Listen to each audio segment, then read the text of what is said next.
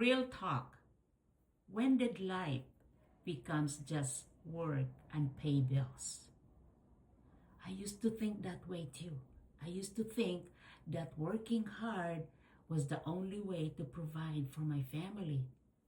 Until one day, I was like, oh my God, every single time that I worked long hours, I was taking away time for my family, especially for my son. And then it just hit me that, like, there must be something, there must be other way.